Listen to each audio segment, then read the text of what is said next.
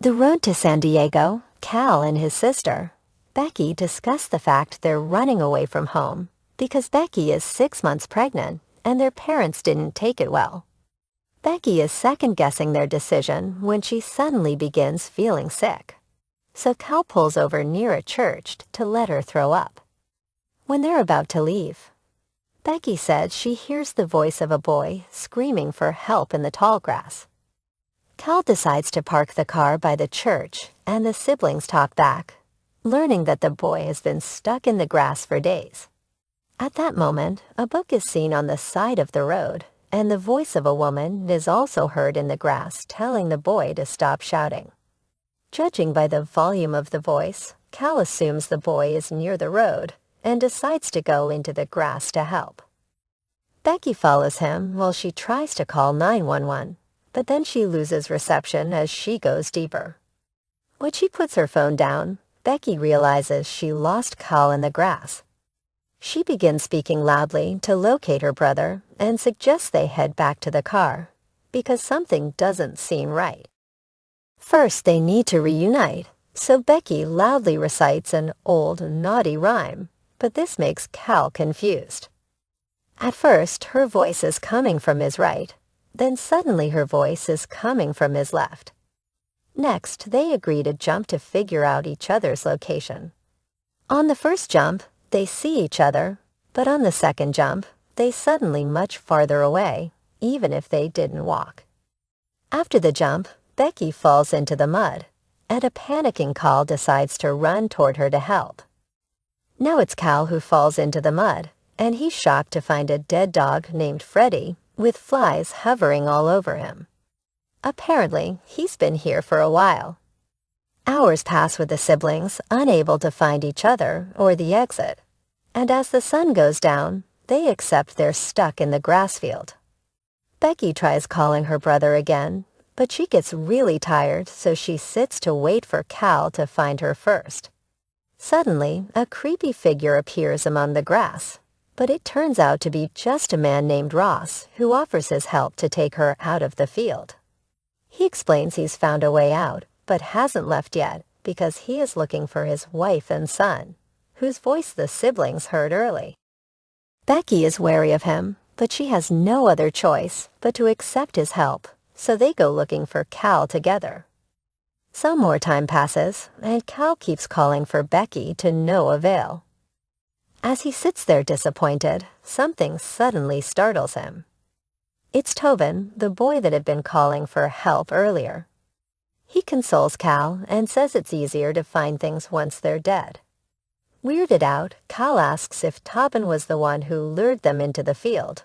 But Tobin says he and his family went in because they heard a man calling for help too, and he has no idea how long they've been here for. Tobin says that his sister will be dead soon, and Cal wonders how the boy knows Becky is his sister. Tobin replies that the rock told him the truth. Apparently it's the rock that teaches you how to hear the grass, and that's how you get to know about things. Then Tobin beings guiding Cal to Becky. Meanwhile, Ross and Becky talk about her baby, and Ross guesses that the father of the baby isn't with her. As they walk, Becky finds medicine bottles and scissors on the ground, not understanding how they got there.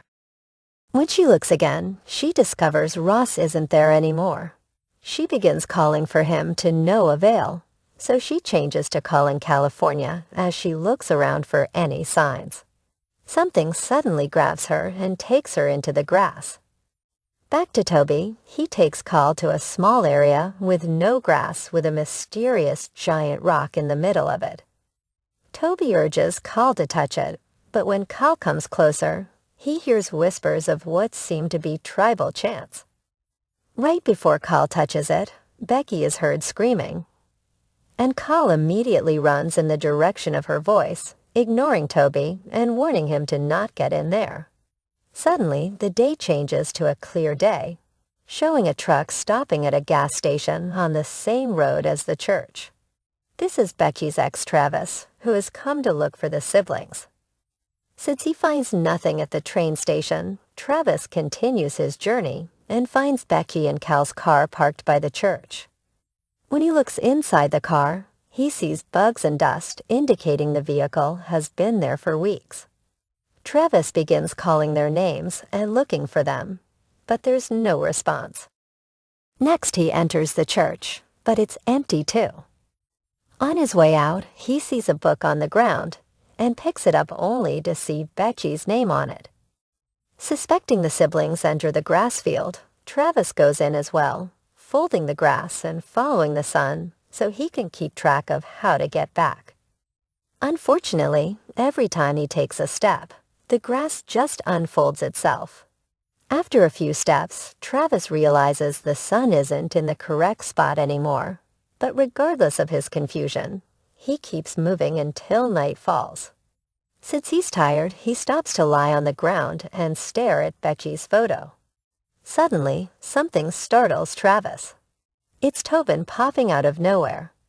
As whispers and laughter can be heard in the tall grass, Tobin reveals he knows Travis's name and that he's looking for Becky, saying he can take him to her.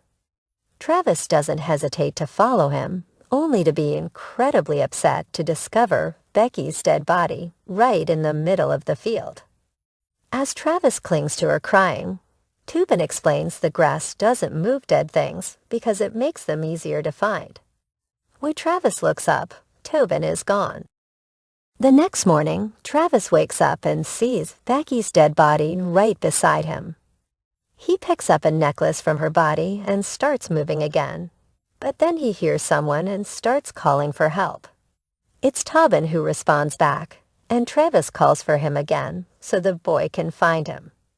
However, the Tobin that shows up looks clean and healthy, and he's there with his mom, Natalie, his dad, Ross, and the dog, Freddie. This reveals that the grass field is stuck in some time loop. Suddenly, Freddie runs into the field and Tobin follows him, ignoring Natalie's warnings. At that moment, Travis realizes Toby has managed to leave the field and tries to tell him not to come back inside, but it's too late. The boy is coming for his family. Natalie thinks she hears Tobin nearby and splits up from the group to find him. By the time night falls, Ross is looking for his family alone and comes across the mysterious rock. The next morning, Tobin is shouting for help while Becky and Cal are outside the field with a car again. However, this time Travis is in the field too. When he hears Becky's voice, he calls her name, and both siblings are shocked to hear him before replying. Travis tells them that he came looking for them, which Becky finds hard to believe. Suddenly, they hear Tobin's voice reciting Becky's rhyme, and Travis follows it to finally find the boy. Becky does the same thing and is reunited with Travis, making the moment rather awkward. Shortly after, Cal shows up too, and he clearly doesn't like the fact Travis is there. At that moment, the group finds Freddie's body. To add to the confusion, Travis tells the siblings that they've been missing for 2 months. But they don't believe him because from their perspective, they only left 2 days ago. Suddenly, Becky feels like someone is watching them and says they need to go. So Travis picks up Tobin on his shoulders for the boy to find a way out. Fortunately, he spots a building in the distance, and they start walking toward it. Cal asks Travis if he told anyone about them, hoping that someone will come looking for them. But sadly, Travis didn't tell anybody. At that moment, Becky feels some pain in her belly, prompting Travis to ask about the baby. Becky tells him that it's a girl and lets him touch the belly to feel the baby move. Suddenly, a phone rings and they're shocked to receive a call from a voice like Becky's, who is crying as she asks them to not let Cal hurt Travis because they will keep making the same mistake again and again. It all seems unbelievable, and the group decides to keep moving, unaware that someone watches them through the grass. A few steps later, Becky slips in the mud, and as she falls, she sees mysterious visions of a baby, tall grass, and strange people coming toward her, which terrify her and makes her faint. Cal and Travis run toward her, but at that moment Ross shows up and tries to help her too, saying he can lead them out.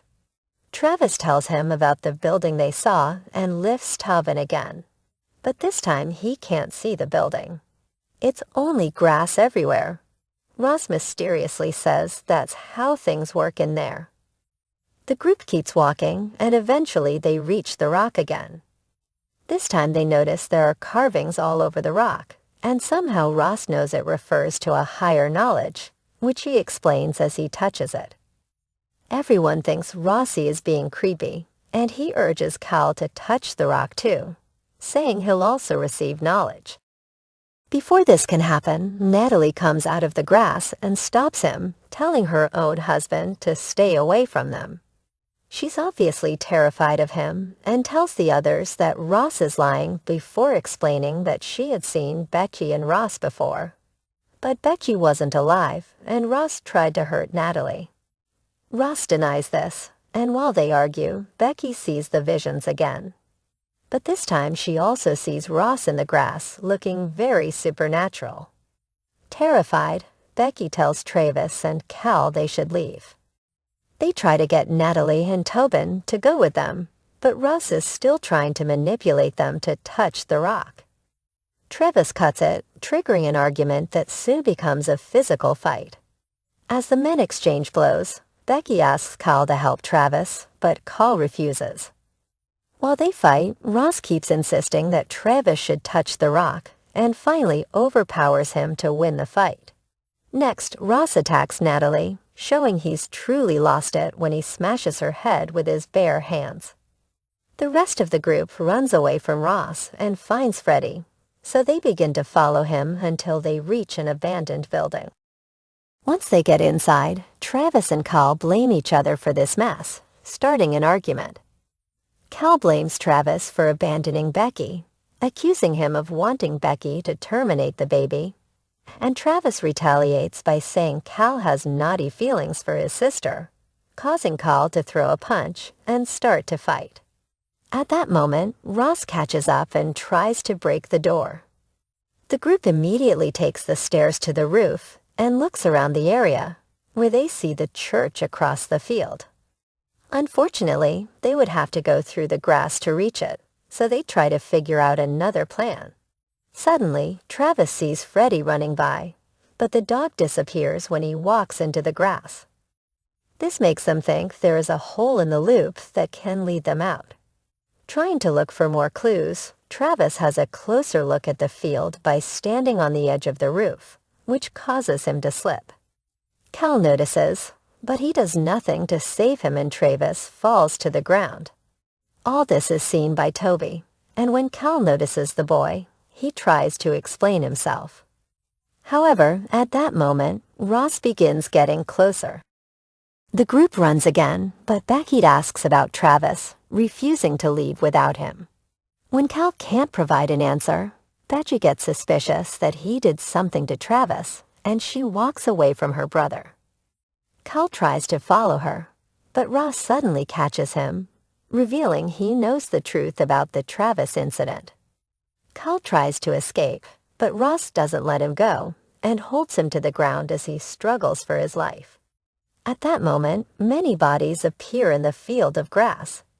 Travis turns out to be alive, and he gets up to look for Becky again. He yells for her name, and she answers, but they can't see each other. Giving up, they both lie in the grass and talk about their child again. So Travis says he's happy Becky's decision to keep the baby. However, Becky confesses that she wasn't going to keep the child, and that's why they were going to San Diego. There was a family there who wanted the kid. Upset, Travis swears he will find a way out.